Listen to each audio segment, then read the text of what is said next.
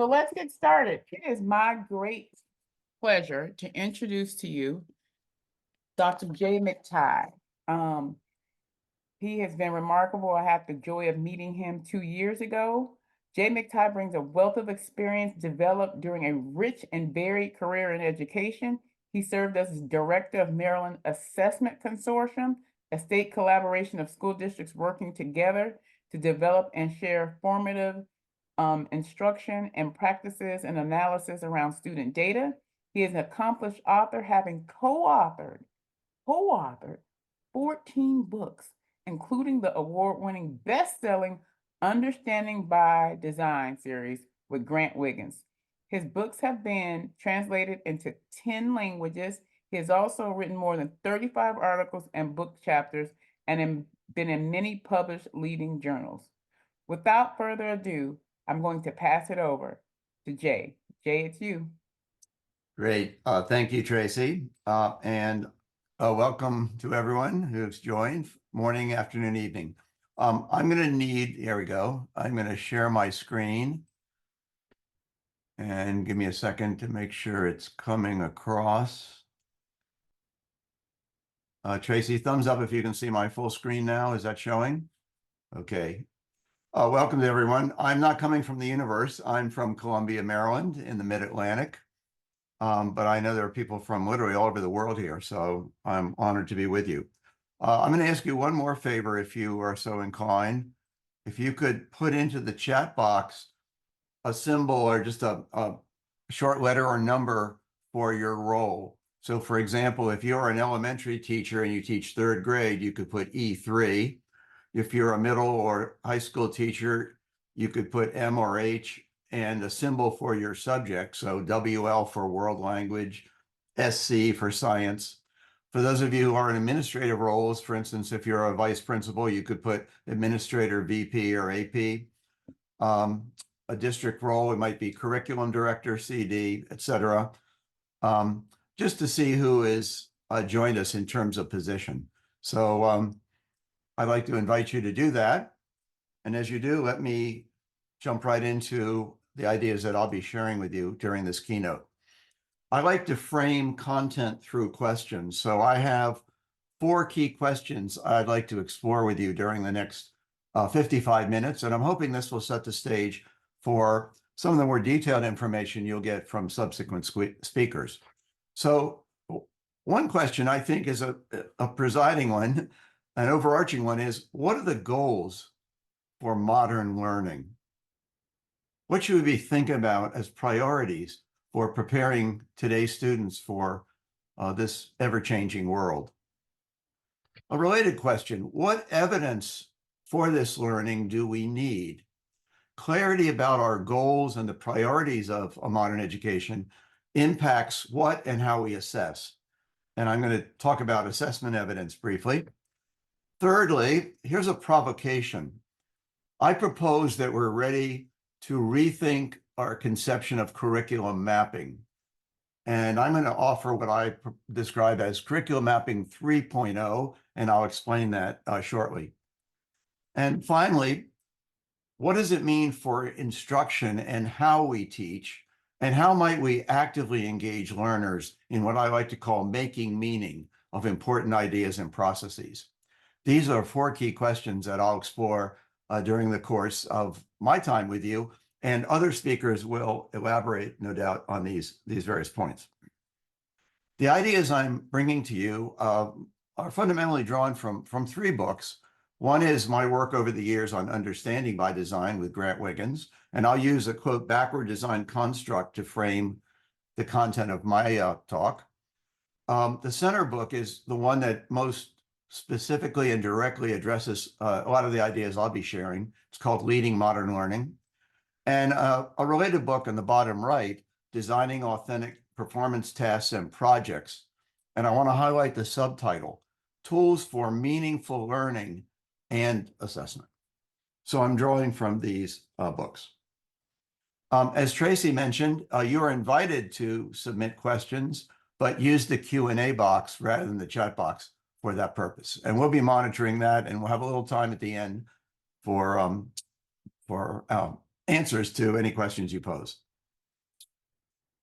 All right, as I mentioned, I'm going to use the ideas of UBD to frame my talk, and it would help me, one more request, if you could put into the chat box your familiarity, if any, with the Understanding by Design framework.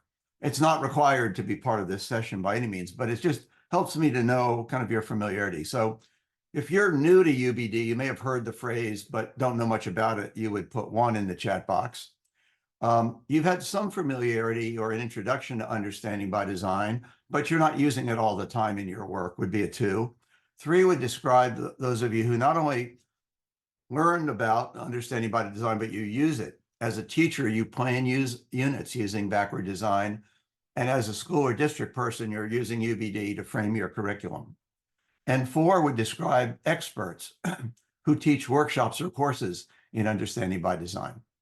So again, thank you for, this is my pre-assessment, just to get a sense of your familiarity. But again, it's not required. So let me begin with just a couple of key points about Understanding by Design and use that as an entree into the content of this session. The key ideas of Understanding by Design, or UBD, are in its title. Since our framework was first proposed more than 25 years ago, Grant Wiggins and I contend that a modern education, especially now, should be focusing on developing and deepening student understanding of important concepts and processes, ultimately so they can transfer their learning. Now, to say that we want to focus on understanding and transfer in no way is meant to suggest that we no longer care about factual knowledge or basic skills. Clearly, these are foundational, and a person can't do much without the basics. But I like to think of the basics as the floor, not the ceiling of a modern education. I contend that a modern education should ultimately be preparing students for transfer, to be able to take what they've learned and apply it effectively and appropriately to new situations. But you can't transfer something that you don't understand. If all you have is rote learning, all you can do is give back what was told to you in the way it was told. But rote learning, in my view, will not prepare students for today's world. They need to be able to transfer their learning, and that requires understanding. The second big idea in Understanding by Design is in its title, and that's by design. And many of you are familiar with the concept of backward design. Grant Wiggins and I propose a 3-stage planning process that we call backward design for planning curriculum. And you can use this as a teacher to plan a unit of study with lessons embedded. You can use this to plan a project, as in project-based learning. You can use this as a district curriculum committee to plan a 12 to pre-K curriculum. It's a generic but effective planning process.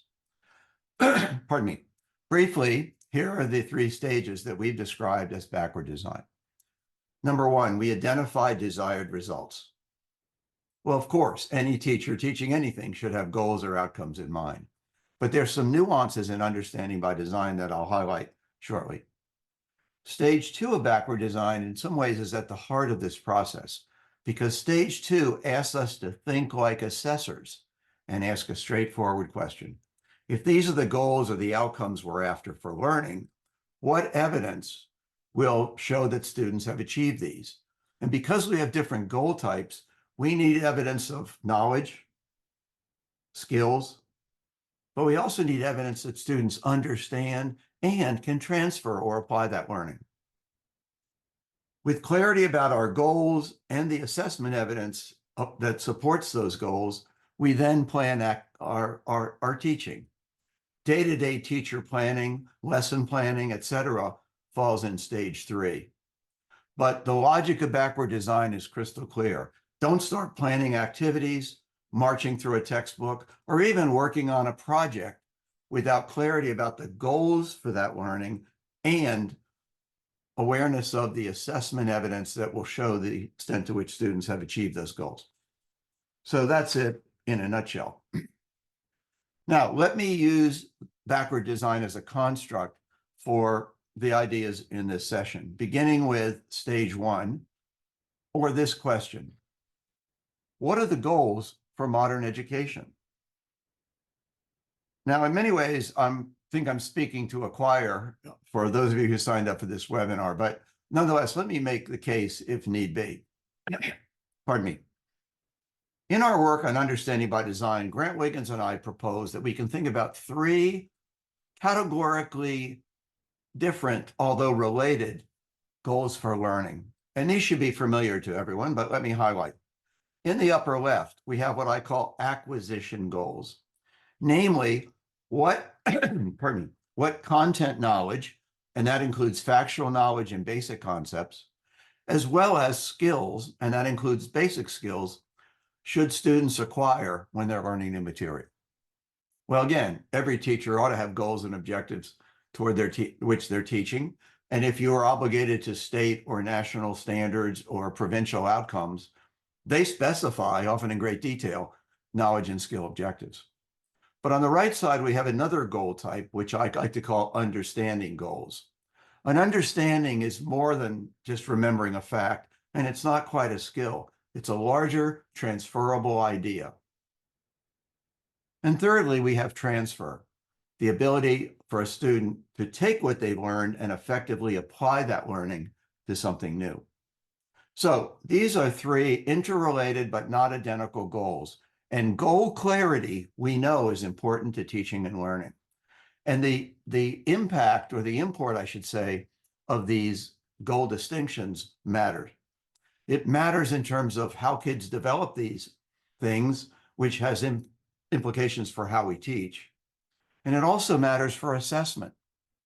I hope you would agree that if I want to see if a student knows something, an objective test or quiz or question will show that, because knowledge is binary, right? You know it or you don't. But if I want to see if a student really understands and can apply their learning, I need something more than just a factual recall kinds of test.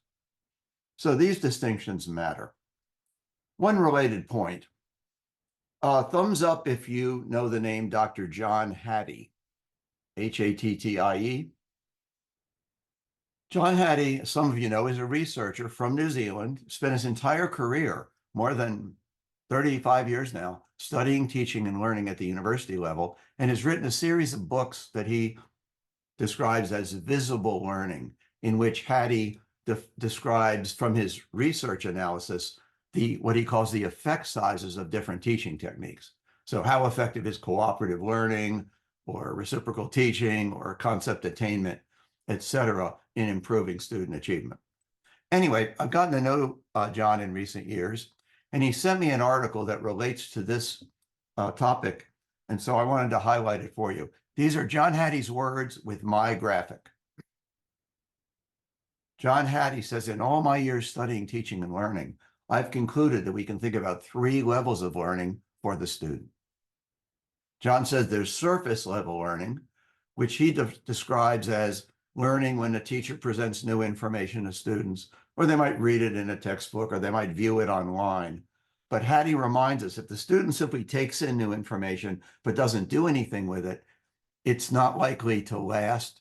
It will remain on the surface and eventually fade from memory. Then John Hattie says there's deep learning, which he defines, as I do, as learning with and for understanding. Now, we know it takes time for students to really come to understand something deeply, but once they do, it lasts.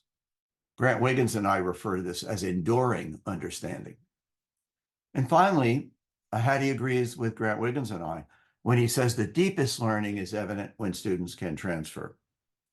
So this is one of the leading researchers in our profession, highlighting what to me has been an underpinning of understanding by design and good teaching over the years. Another recent book of mine is one I'm very proud of. It's called Teaching for Deeper Learning. And in that book, my colleague, Dr. Harvey Silver, and I adopted the definition of deeper learning proposed by the National Research Council. Take a moment just to look at their definition on the screen.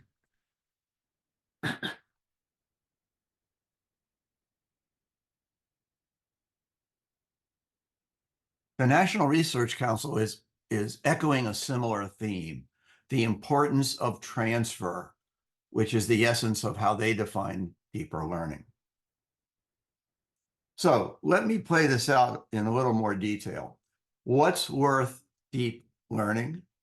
What should be the goals of a modern education? Permit me to get personal for a moment. These are three of my four grandchildren. Baby James on the left, little Sage in the middle, and baby Hendrix on the right.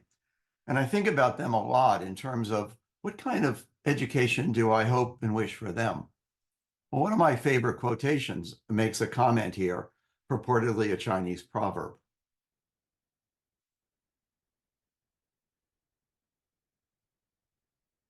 And we recognize this. The world is much different than the one in which many of us came up. And some of the factors that we know are impactful impact or influence a modern education. Permit me to cite a few, but these should be familiar to everyone. Some years ago, the British intellect Buckminster Fuller identified a concept that he called the knowledge doubling curve. And he proposed that from the beginning of recorded history through the 1900s, knowledge doubled about every century.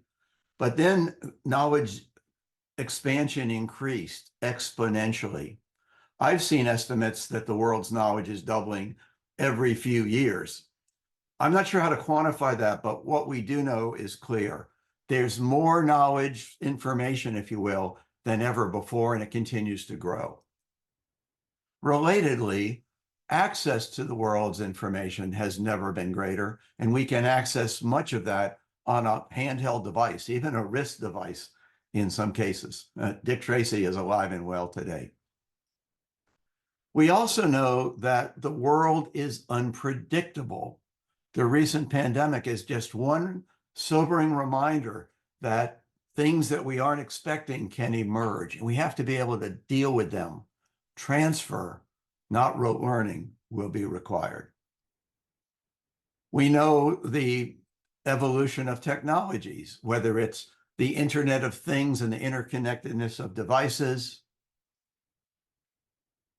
the confluence of big data, automation, and now artificial intelligence are significantly impacting our world, including the career opportunities that students will face and have as they go forward. Suffice it to say that preparation for this world, I believe, requires students who are able to effectively and appropriately navigate new opportunities and challenges, and that involves transfer. Again, I don't think I have to make the case for this audience, but if you want to make the case for others, here are a couple of interesting sources. One is the National Association of Colleges and Employers, otherwise the acronym is NACE, N-A-C-E. And every year or a couple of years, they come out with a response to a survey where employers and colleges are asked to highlight the key skill sets that are important in their world and in their organizations. This is from a couple of years ago, but you can see the things that they're calling for: problem-solving skills, ability to work in a team, communication skills, and so forth. Another related source is from the World Economic Forum. In this example, 10 skills important to the workforce of today: complex problem solving, critical thinking, creativity, coordinating with others. And you've seen lists like this, no doubt. And to me, they are giving us a clear message about the skill sets important to modern learning. Thumbs up if you work in a school or a district that has identified a so-called portrait of a graduate or profile of a learner, such as the one on the screen. I'm seeing this more and more around not only the US, but around the world, based on the recognition that while disciplinary knowledge and skills are critical, disciplines matter. There are competencies that cut across disciplines that also are important to today's world, and we need to be coordinating these and developing these by design, even as we work on more traditional academic knowledge and skills. Here's an example from one of the leading school districts in the US, Catalina Foothill School District that has developed a set of what they call their deep learning proficiencies, i.e. transfer goals. Collaboration, communication, creativity, critical thinking, problem solving, systems thinking, self-regulation are their highlighted goals that cut across disciplines. So a couple of points about how this relates to the curriculum and the content we teach. On the screen is what may be a well-known finding from my longtime friend, Dr. Robert Marzano. In a meta-analysis that he conducted, Marzano concluded that the most significant factor at the school and district levels, and that's an important qualifier, school and district levels, not classroom, is what he called a guaranteed and viable curriculum delivered to all students. So when we think about what are the goals of modern learning, and we recognize that they're both disciplinary and trans or cross-disciplinary competencies that are important, we need to build those into the curriculum, and we need to make it guaranteed. Now, much of my work in my career has been around curriculum, and here's an analogy that relates. See if this works for you. In some schools, or even school districts, particularly smaller ones, teachers basically plan their curriculum, often working from standards or maybe guided by a textbook, but they plan their own units and lessons within. And that would be like creating a little square on the left side. In some schools and districts, teams work together, whether it's a grade level team or department team, and they might map out their whole year working as a team. And that would be like the square sets of patches on the right side. But what I contend is needed at the district level or the school level, if you're an independent school, is an overall pattern into which the individual squares and the team squares fit and cohere. In other words, this is what we talk about when we talk about by design. And because we have both disciplinary and what I call transdisciplinary goals, we need to build them in a coordinated way. And everyone in the district or everyone in the school should be clear about those ends and planning with them in mind.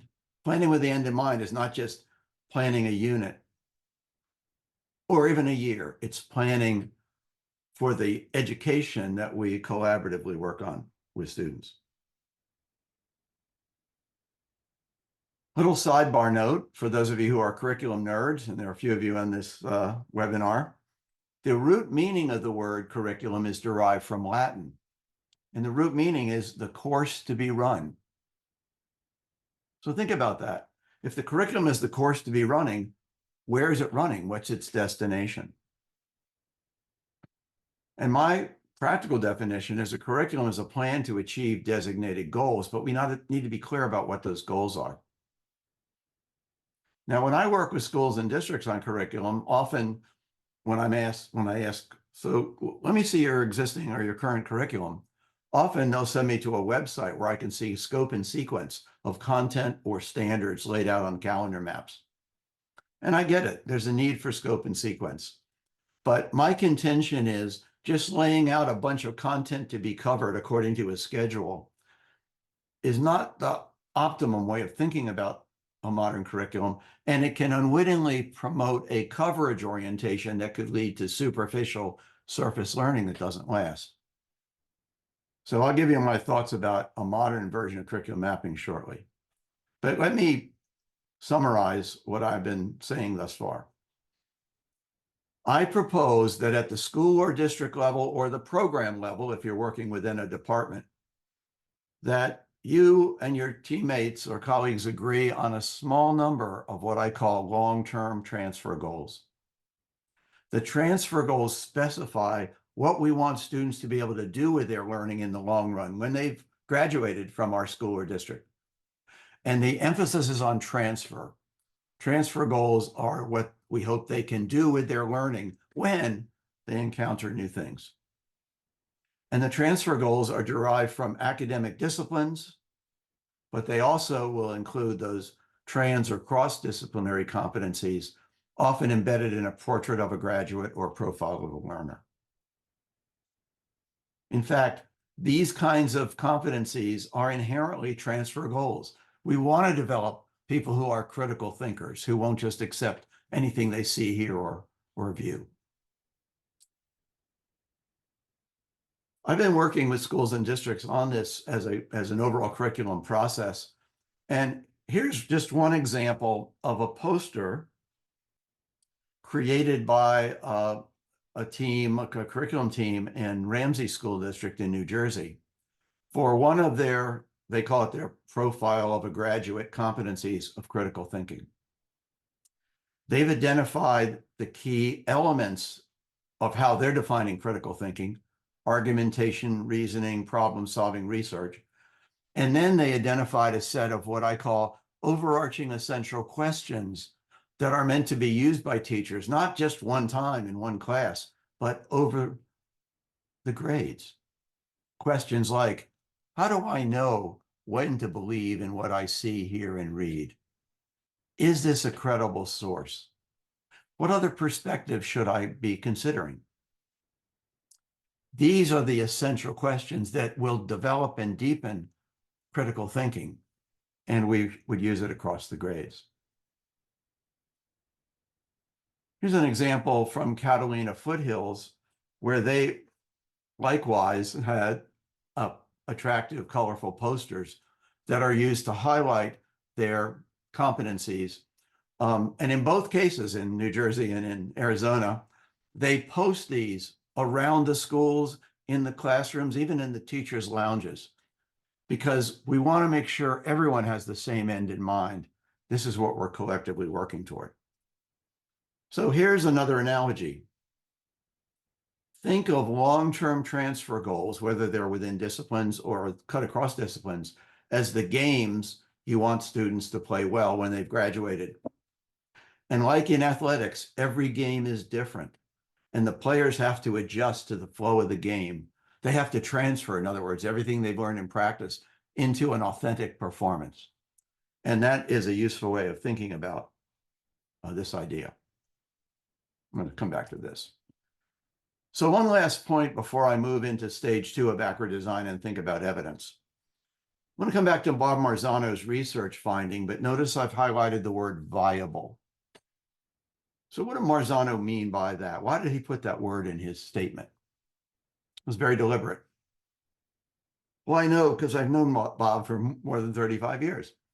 He put that word in because of his analysis of state standards that were out. Now, this was some time ago, but I contend that his finding and the word viable still apply. And his finding or his research showed something that anyone who's been in a classroom fully understands.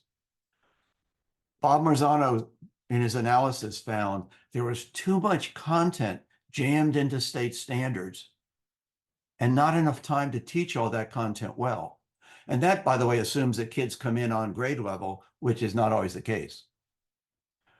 Grant Wiggins and I have always thought this was a curriculum challenge. And Marzano hit it head on with his word. He said, you can't have a viable curriculum if there's too much content and not enough time. So part of what I'm trying to endorse by identifying a small number of long-term transfer goals is to inject a prioritizing frame. Look, not all content is of equal value. Not all standards are of equal importance. We need a filter to clarify and focus the curriculum. And I'm saying, let's focus it around a small number of long-term transfer goals. So that's the key idea. To shift analogies once again, using a visual analogy, take a moment to ponder this photo. If we are teaching drivers, our long-term goals are producing safe, courteous, defensive, and adaptable drivers. If those are our transfer goals, kids don't need to know all the car parts. However, if our goal is auto mechanics, the content represented in the photo rises significantly in importance. My point is, clarity about our priorities matters, and we don't have to cover everything at least equally. Have long-term transfer in mind is my summary point. For your reference, there's an article that will be available to you. I think it's posted in a landing page after this session, in which I've described this concept in more detail with lots of examples. So hope that's useful. All right, let me move to stage 2 of backward design and my second question. If we're clear about the priorities for a modern education in terms of our learning goals, what evidence of learning do we need? Well, being a longtime student of assessment and assessment practices, here's yet another analogy. I contend that good assessment should be thought of more like a photo album than a snapshot. And think of it, any single assessment, be it a quiz, a test, a performance task, a project as in project-based learning, an observation, a skill check, any of those things can be like a snapshot, in that they give us a moment in time picture of what students know, understand, and can do. But because we have different goal types, we should have and we need a variety of types of evidence to fully assess all those goals. So on the screen is a familiar set of assessment types. We use them. They all have a purpose. But if we link our assessment evidence to our goals, we start recognizing that we need different kinds of photos in our album because we have different goal types. One of my favorite cartoons makes a humorous but serious point here.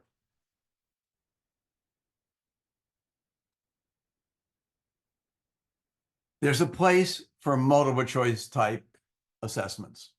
They are quick, efficient, effective for certain things, but we recognize their limitations. They are not effective for things we value, whether it's innovative problem solving, design thinking, argumentation, oral communication, multimedia projects, et cetera, et cetera. And so, like the cartoon, we need a supplement to the more traditional test models. Now, this isn't a new idea, and here's an analogy you could use when you get pushback from people who say, yeah, but our state test is all multiple choice, so that's all we should do. Think of the driver's test. In every state or province I know, there's two parts, right? There's a written test, often multiple choice, which is an appropriate way of gathering evidence about things the driver should know. But we also have a performance-based component to the driver's test, right? A performance assessment, because we want to also assess a driver's competence behind the wheel. So I think that analogy holds for schools. There's a place for multiple choice, even standardized testing. It can assess certain things well, but we know we need other types of evidence. So when we think about transfer and understanding as our goals, we need different evidence than just traditional fact type tests. In my book, Leading Modern Learning, I've written about the idea of what I call cornerstone tasks and projects. Like a cornerstone anchors a building, I'm suggesting that we anchor our curriculum around a set of rich performance tasks and projects. These tasks and projects require student understanding and call for application or transfer of learning. These are not tests of facts and skills. We can do those separately in more efficient ways. It's through authentic tasks and projects that we actually can build in and see evidence of student growth in those profile of a learner, profile of a graduate competencies that the world is calling for. So let me give you just a few quick illustrations, and you're going to hear a lot more about this in the rest of this webinar series. Here's an example of what I call a performance task frame. The students are asked to create a how-to guide to teach someone how to do something. Here's an example of a first grader who's created a how-to guide for something he knows how to do. Let's see if the video works. You can actually see it. How to break dance. How to break it. Step 1. Put your head on the floor and your hands on the floor. I can't believe we're upside down. Step 2. Bend on your bottom fast. Step 3. Roll on your stomach. Step 4. Do it over again. This is how to break it.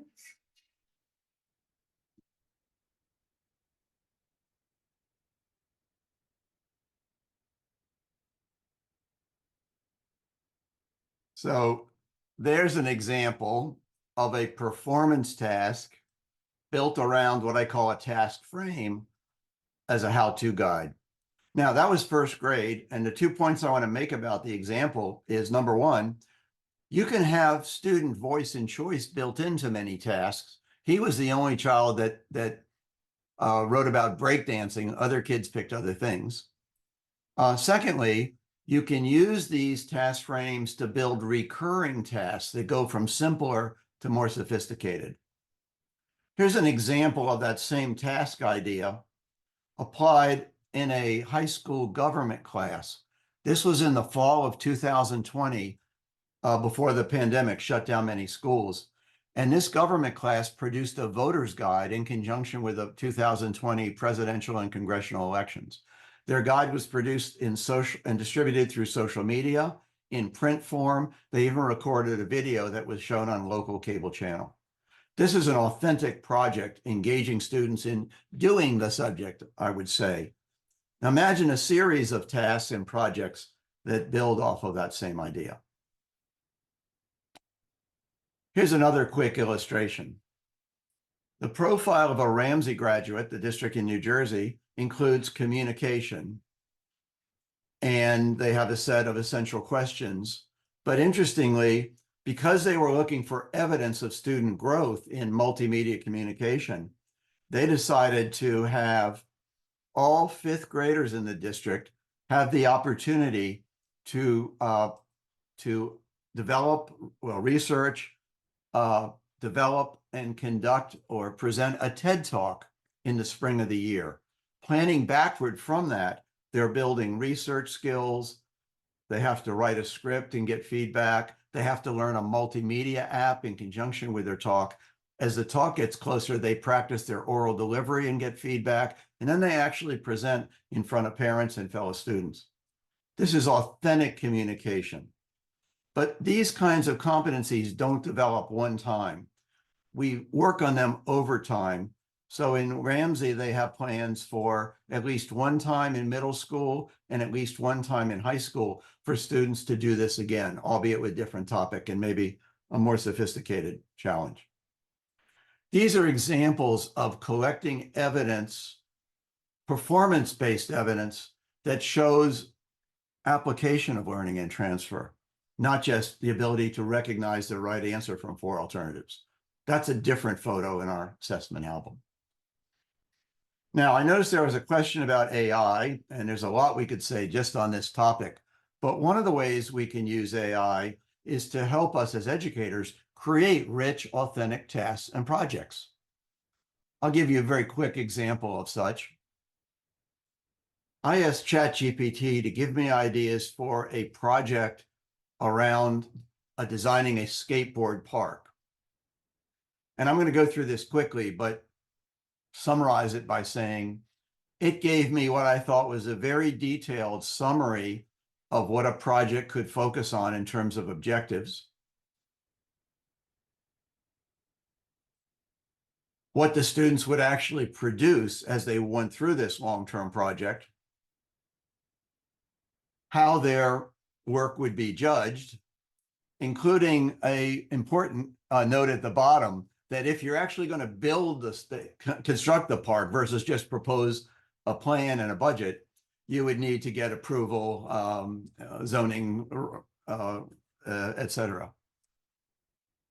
Now, you don't have to go to ChatGPT, however. The sponsor of this webinar series, Defined Learning, has an extraordinarily rich collection of authentic performance tasks and projects. And many of you are familiar with Defined Learning, but if not, this is a way of working smarter. To me, don't reinvent wheels when there are good wheels out there. In conjunction with agreeing on important performance tests and projects, we would also want to agree on a well-developed rubrics that teachers can use for judging student performance, but also students can use for self-assessment. Here's just one example if we were working on tasks that involve mathematical problem solving. Here's an example of such a rubric that would be used when kids are working in teams on a project or engaged in a group activity. Now, what I recommend that we do this district-wide or at least school-wide, so we have common rubrics for important performances that we're working on in projects. And I recommend developing them for high school level, agreeing on them, and then working backward to have a simpler version for middle school if needed, upper elementary. And then a primary version might look like this.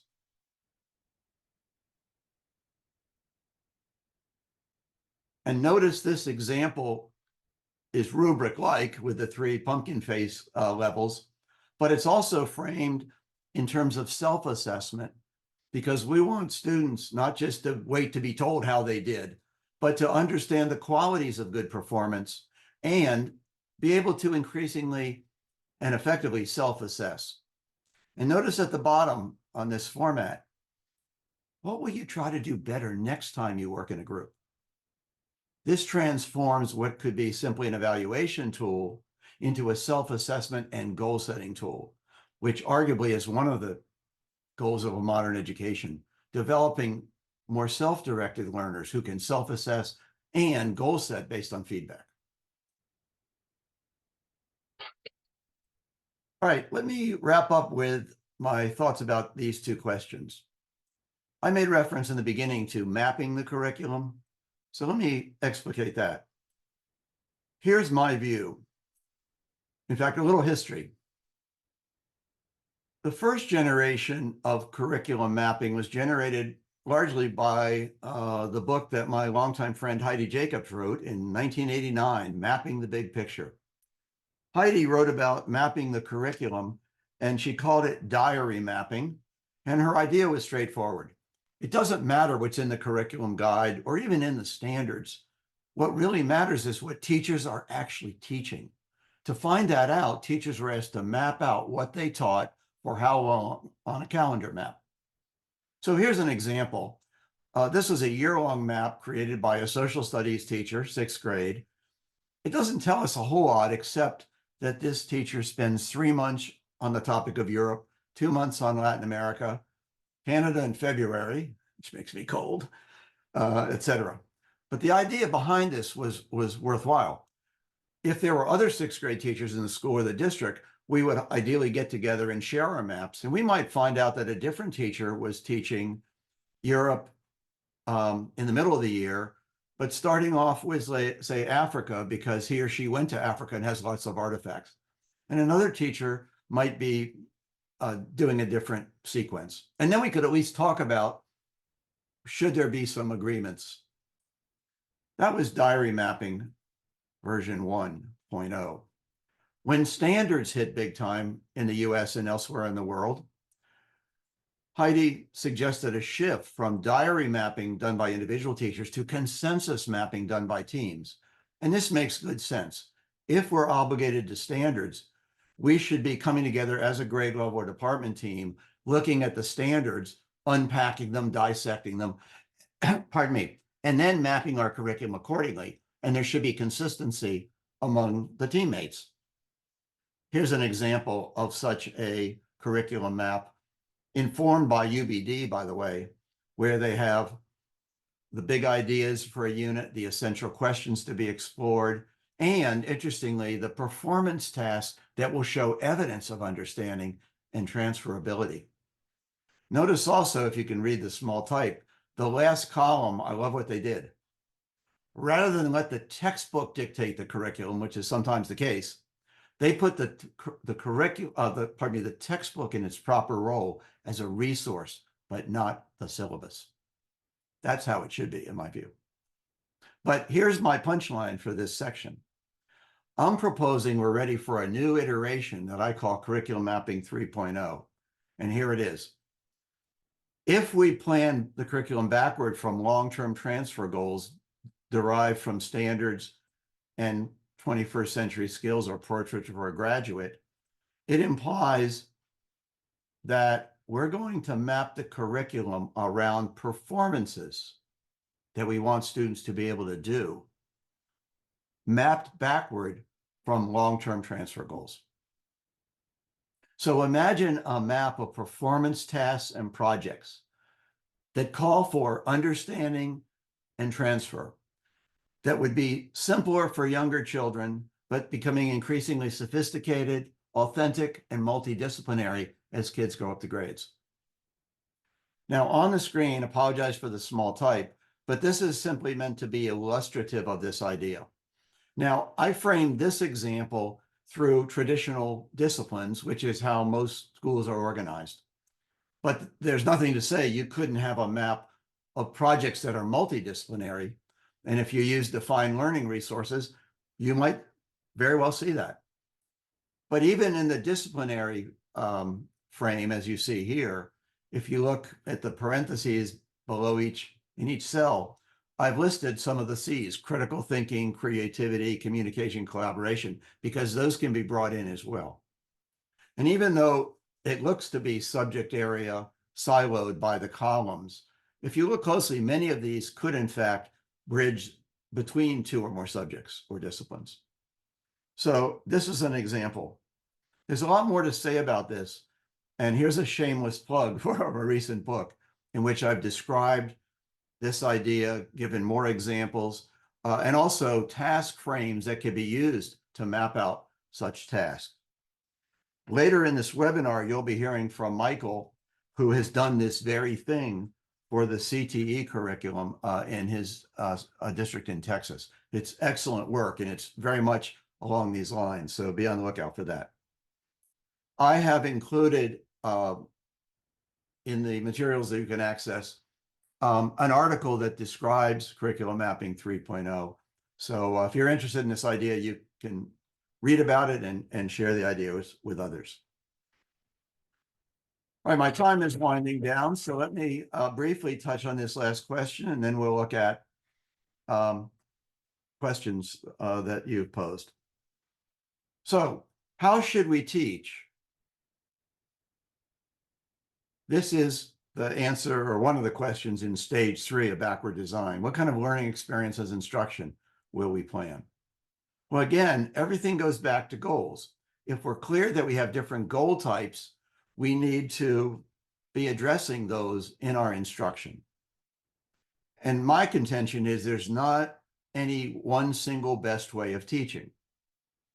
The best way of teaching is developing students toward the goals we want, but with the learners we have.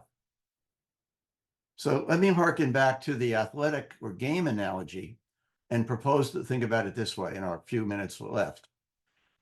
If you're clear about the game you want students to be able to play with what they're learning, in other words, think about your curriculum, not just as content to be covered, but as the performances you want kids to do, embodied through performance tasks and projects, then think like a coach. Because this is how coaches think. Coaches take the players they have and they develop their practices, right? Practices are our lessons equivalent. And in the practices, they have to learn the rules of the game. There's knowledge to be imparted. You can't play if you don't know the rules.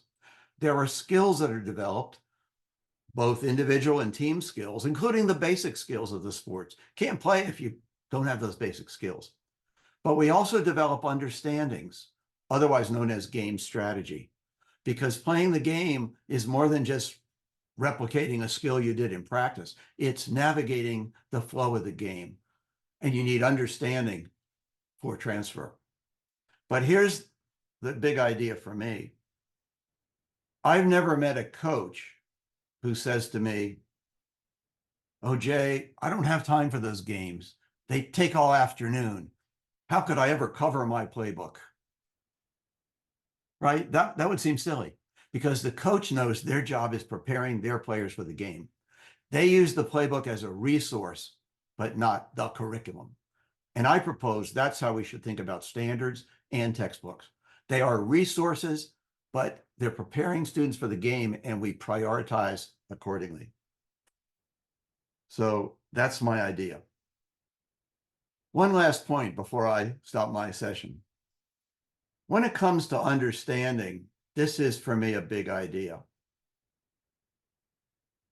I like to say understanding must be earned. It must be earned in the mind of the learner. The teacher's role is to facilitate what I call meaning making. And meaning making requires active learning by the student. The teacher can advise, coach, facilitate, but the students have to do the work. That for me is the essential instructional and learning potential of project-based learning and / authentic performance tasks. We're asking students to perform with their knowledge, presenting them with realistic situations that replicate or simulate what people are doing in the workplace. Kids see it as relevant, it's engaging, and it results in deeper learning and prepares students for transfer. So that's my story, and I'm sticking to it.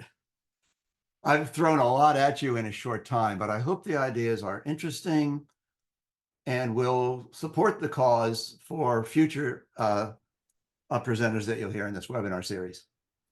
All right, I'm going to turn it over to Tracy, and I think there may be some questions before I sign off. Hi, Jay. There are a few questions, and if you let me share my screen, I'd like to put the slide back up for you to share with them your QAR to get access to some of your books and materials. But while I do that, one of the first questions I have is, do you see a difference between applying learning and transferring learning? It's a great question. I see Eric Wade asked it, so thanks, Eric. Here's a short version. You can apply things in a fairly replicative or rote way. You know, everything from tie your shoe to kind of writing a 5-paragraph essay in a formulaic way. So application simply means you're doing something.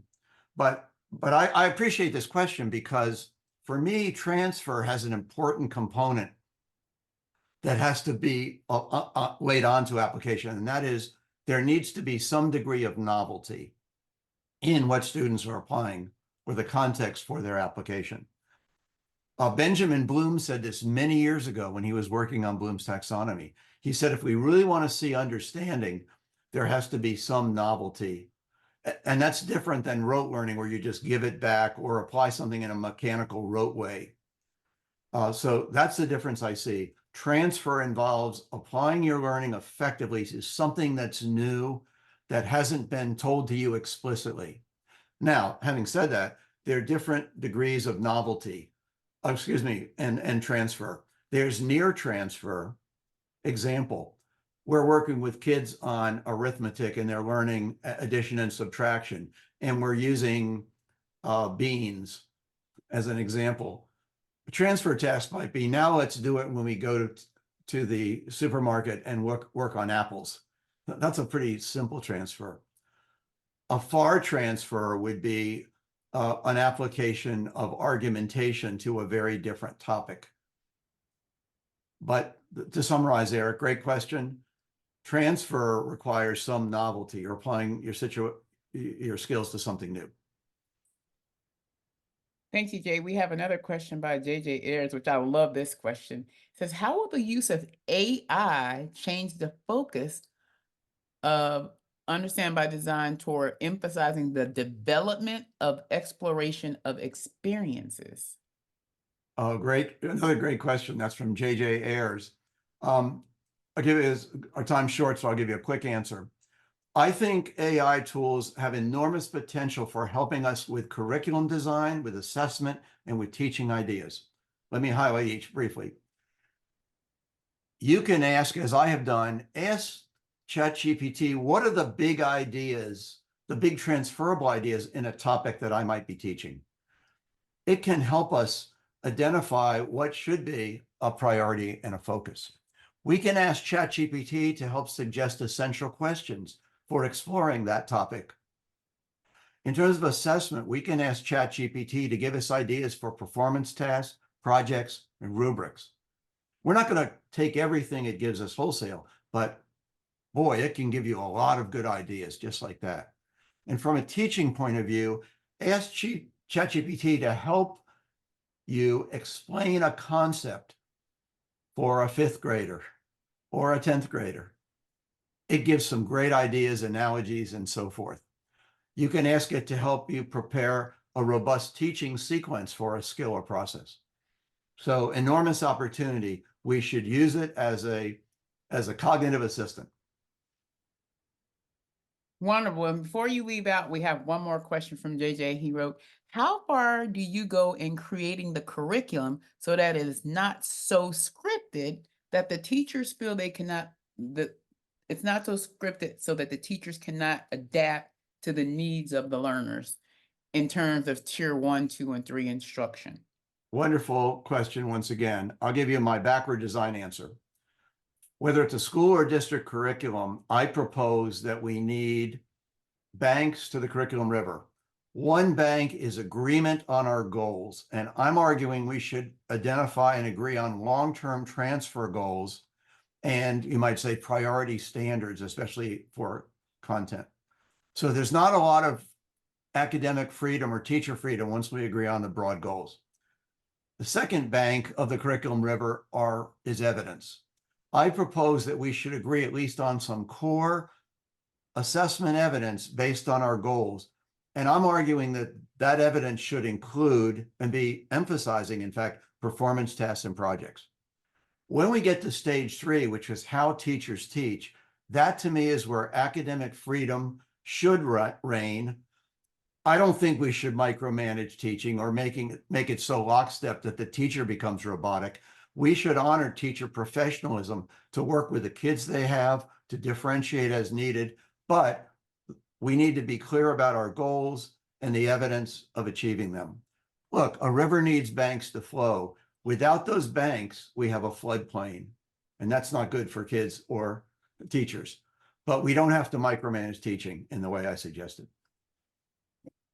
As always, it is a pleasure to have you with us, Jay, and sharing your work. For those of you who are interested, you can see the QAR to the far right of the slide I have up for more information on his books, award-winning, deep thinking. And what I always love about you, Jay, in these conversations is your strong, deliberate, and intentional belief in how we continue to help serve our students to become better thinkers and achievers. So thank you so much for spending time with us this morning.